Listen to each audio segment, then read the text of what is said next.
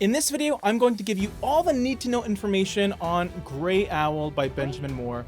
And not only that, at the end, I'm going to give you an entire color palette that I built for it so you can use it on your next project. This, of course, is Color Quickie. I'm James, the color guy, and let's get into this color review on Grey Owl. So to start things off, this is a gray. I know. But the thing is, gray is an immensely powerful color in interiors, especially when you're able to combine it with other colors, which I will do in this video. But even on its own, Grey Owl is one of those awesome connecting neutrals that can really bridge the gap between warm and cool colors, more specifically on the cooler side of things, because of the fact that this gray has a slightly cool cast to it. It's not going to feel overly blue leaning or even icy purple like some other neutrals. This one does do a good job at towing the line, where it has a little bit of this earthy quality, maybe a touch of brown, in the distant background, maybe a hint of beige, but I would not call it a grayish whatsoever. It does have that cool lean to it. It also happens to be one of their best-selling colors. It's right on their website. And that could be a good thing or a bad thing depending on who you ask. Best-selling means it's popular. Popular means a lot of people like it, but also a lot of people are using it. So it might be one of those choices where maybe it won't feel the most unique, but I think if it works, it works. Now let's talk about some technical stuff. The LRV, the light reflectance value, which of course is on the Benjamin Moore website, happens to be 64.51 to be exact. So that means Grey Owl as a color reflects 64% of the light that hits it, which also kind of means it's 64 out of 100 on the lightness scale. This means that this color feels fairly light. It's not quite a mid-tone. It is part of the off-white collection by Benjamin Moore, but I would say it's a borderline off-white. It has quite a bit of depth to it compared to the other way brighter whites that Benjamin Moore makes. It still gives you that effect of just kind of being barely there when used correctly. Benjamin Moore does describe this as a use anywhere light gray, and although I do find it to be kind of use anywhereable, I wouldn't say it's definitively the best kind of main color that you would use in a palette. Just an always recommendable color for everyone. I wouldn't. You have to have an affinity for the cooler cast colors. If you like gray, go for it. If you don't like gray, this is probably one you're not going to be very fond of. It doesn't quite have the subtle warmth of a Balboa Mist, but at the same time, it doesn't feel as cool as a Stonington Gray or even a Riviera Pewter, so it definitely has its uses. And if you're considering using it, well, stay tuned because I'm gonna give you some trim colors and some color pairings that go perfectly with it. And right before we do that, I wanna let you know that we have a Patreon channel where we have exclusive content that you can only find there, released every single Sunday. For the diehard Paint People viewers that want even more content, go check out our description because Patreon is live, and every single Sunday you get a new video. And if you're a Prime member, you get your own personalized color palette from me every 3 months, which is awesome. Our next batch is coming up pretty soon, so check it out. And if you're a YouTube only type of person, then that's cool. Just hit that like button and subscribe because yeah, a lot of videos every single week. So to start things off, let's go with the trim colors. And for a lot of people, I usually recommend going with white. It's classic, it's clean, and it doesn't get cleaner, in my opinion, than super white. My favorite, just plain old white by Benjamin Moore, not as bright as Chantilly Lace or even Simply White, but I love its simplicity. It is crisp, it is a no holes barred white, and it still has an 87 LRV, which is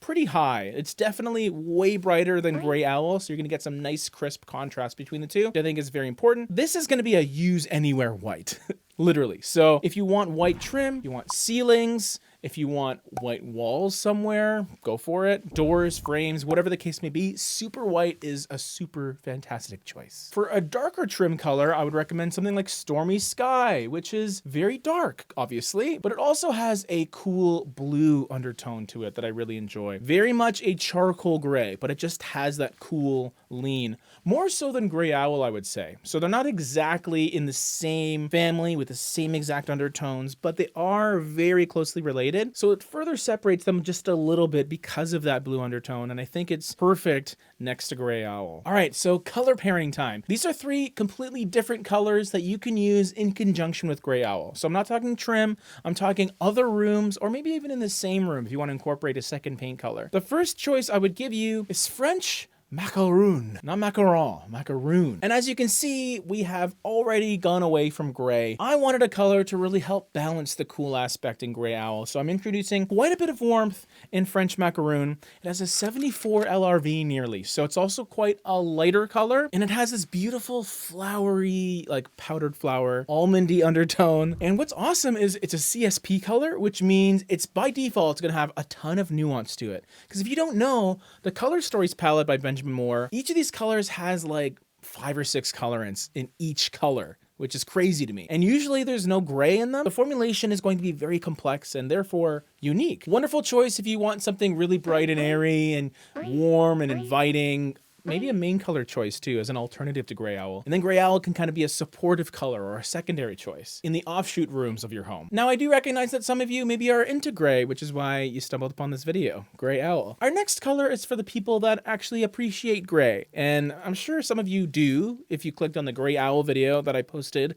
to YouTube. I have a slightly different gray, very similar in terms of depth, but the color, the hue is different. It's called Angelica. And this is a paint color that's in the Affinity color collection, so the AF line. And you may not be able to tell it from this little picture here, but this is actually a lavender purple undertoned gray. And when you have it next to Gray Owl, the two very much complement each other. It's subtle, but you notice it when they're together because Gray Owl's coolness almost turns a bit green leaning, which in the same space can maybe be a bit problematic depending on the rest of your surroundings. But when they're separated, when they're in different rooms altogether, it just gives you a subtle shift in feel, because you have this more concrete sort of brutalist Gray Owl, just very straightforward. And then Angelica gives you something a little bit different. Just gives you this sleek, sort of slightly mysterious type of feel because of that purple aspect. And it's subtle, but it's there. And the purple in this almost seems to come from like a taupe, like a brown,